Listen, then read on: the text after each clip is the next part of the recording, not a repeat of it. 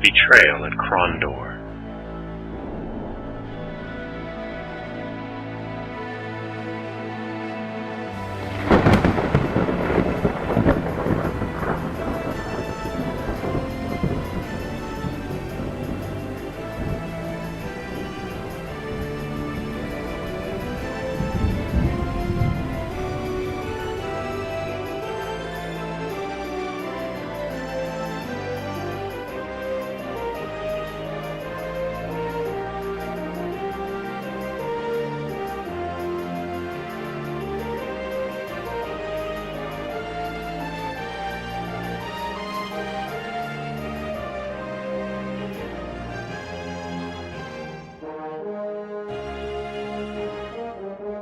Episode 1.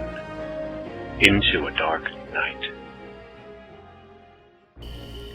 Blood-soaked rags lay at the boy's feet.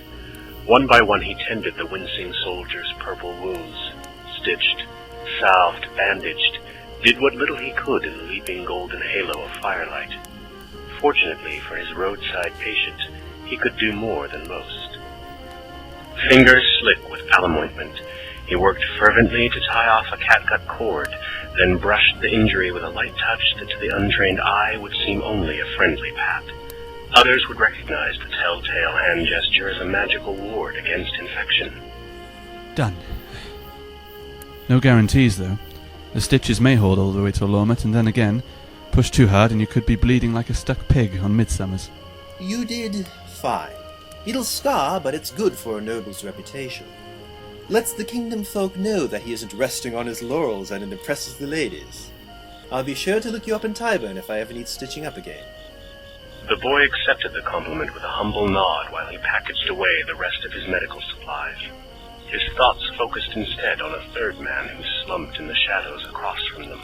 Despite the manacles that bound the stranger's hands and the distance that separated them, the boy felt dreadfully exposed.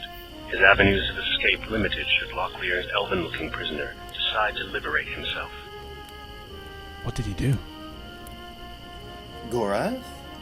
Let's just say that he had the disadvantage of being at the wrong place at the wrong time. I have to take him to Krondor. Did he kill someone? No. He attacked you? No, not exactly.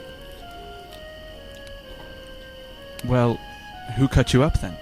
Before Locklear could reply, Gorath leapt forward, his chains writhing between his wrists like metallic vipers. Get out from underfoot, Owen! Assassin in the camp!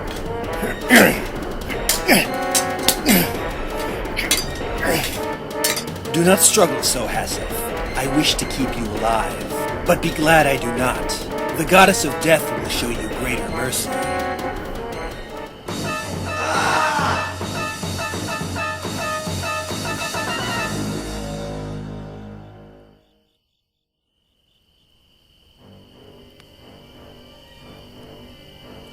Gorath seemed distant. Though the Mordell warrior didn't appear grieved about killing the assassin that had followed them from the Northlands, his eyes had a baleful look in them that seemed something between hatred and rage. Several times he glanced back at the corpse that lay behind them in the dust, his thoughts unguessable from his expression.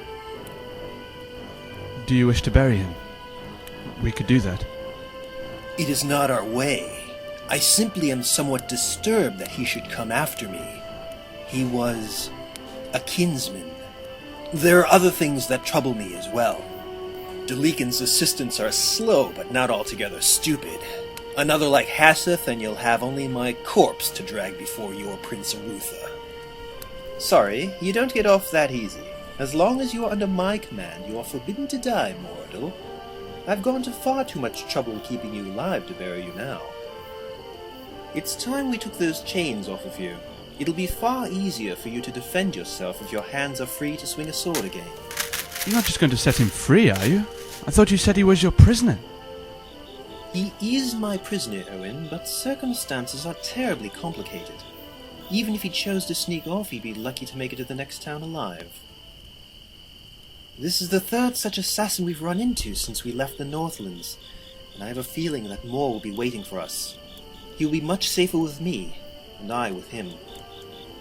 As the boy would be. If he were to whisper the wrong word in the wrong ear, he could easily be the death of us. Me? Who am I going to talk to? I'm not even heading in the same direction. It wouldn't be a matter of who you talk to, Owen. There will be ears listening for word of a mortal traveling with a noble. Damnation, I should have thought about this before you entered the camp. For the time being, you're my squire. Once we arrive safely at the palace, you'll be free to go your own way. But I have pressing business in Tyburn. This is not a subject for debate. We must get to Krondor. My mission is of critical importance, and I don't have time to improvise an easy solution. The only other possible option would be to slit your throat and leave you dying, and I have absolutely no desire to do that.